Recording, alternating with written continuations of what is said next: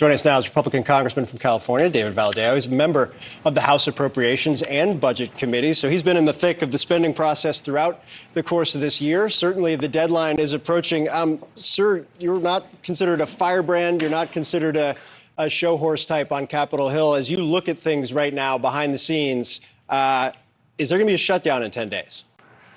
Well, we really hope not. Obviously, there's a lot of us who are working behind the scenes to try to find a way to make this get through. But as you all saw yesterday, there was about 5 members that voted against their party, and sadly, we're getting closer and closer to that day.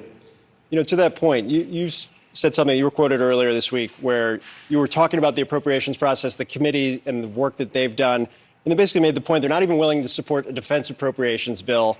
That's supposed to be the easy one. And to that point, did you ever think you'd be in a place where Republicans wouldn't be able to coalesce behind a Republican defense spending bill? No, this one is a totally new one for us, and obviously it's frustrating for all of us. I think a lot of that frustration has filtered out. I know there was a lot behind closed doors, but certainly we've heard some publicly. Your colleague, Congressman Mike Lawler, has been very clear about his views, but I want to play, you heard him earlier, I want to play something else he said. Listen. This is not conservative republicanism. This is stupidity. The idea that we're going to shut the government down when we don't control the Senate, we don't control the White House. These people can't define a win. They don't know how to take yes for an answer. It's a clown show. You keep running lunatics, you're going to be in this position.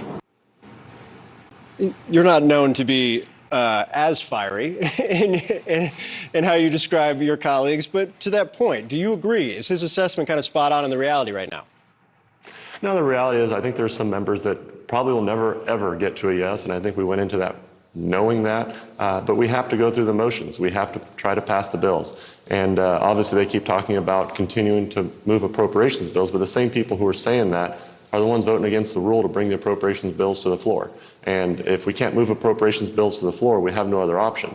And it's putting us in a position where, as the day gets closer, we're going to have to start working across the aisle and finding some folks that are willing to support any sort of funding mechanism so that we don't hurt our military, we don't hurt the American people. And I think it's something that's got a lot of us really, really frustrated right now. To that point, there's been some reporting, my colleagues Melanie Zanona and Mani Raju reporting that there have been discussions, some quiet discussions between Republicans and Democrats about whether or not to coalesce or if there's a pathway to coalesce now before going through kind of the 6 or 7 more motions you would need to go through to get to that point. Are you a part of those conversations? Do you think something like that would work? I do believe it could work. It just depends on what's on the table, what's being asked for. Obviously, we're at $33 trillion in debt right now, and spending is a big deal for a lot of us at home, and it's something that we want to try to be as responsible as we possibly can on. But again, when you can't get those remaining 5 out of the 217 that voted yesterday, 5 of them voted against us, voted against our military, and it's kind of left us in a position where we're going to have to start negotiating a little earlier with the other side than we expected. Are you worried, are you concerned about Speaker McCarthy's job at this point? You've supported him.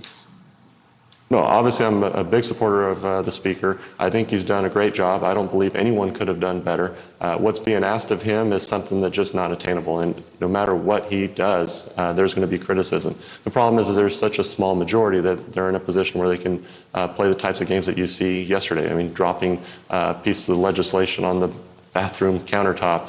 I mean, these are just childish games, and the reality is we have to govern. And for Republicans to be successful and get our priorities forward, funding our military, making sure that we're responsible with taxpayer dollars, making sure that we do everything we need to do, that we promised that our constituents we would do, we have to pass bills. And just voting no is not how you do that. One more before I let you go. You've long been a frontline member. You've won races, you've lost races.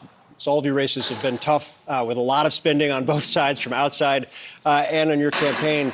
You have supported the impeachment inquiry, the launch of the impeachment inquiry. Are you concerned about what that will do to you politically, given kind of the races you tend to end up in? So no matter what I do, I'm going to get attacked. So worrying about what attacks are going to come from the left or the right, the reality is I can't focus on that.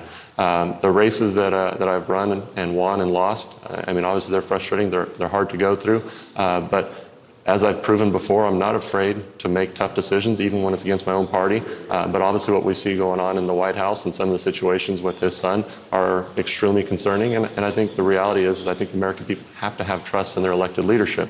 And this might be part of the process to getting to that point where we can actually trust our leadership. And right now, Joe Biden is the one under the spotlight, and I think it's deservedly so.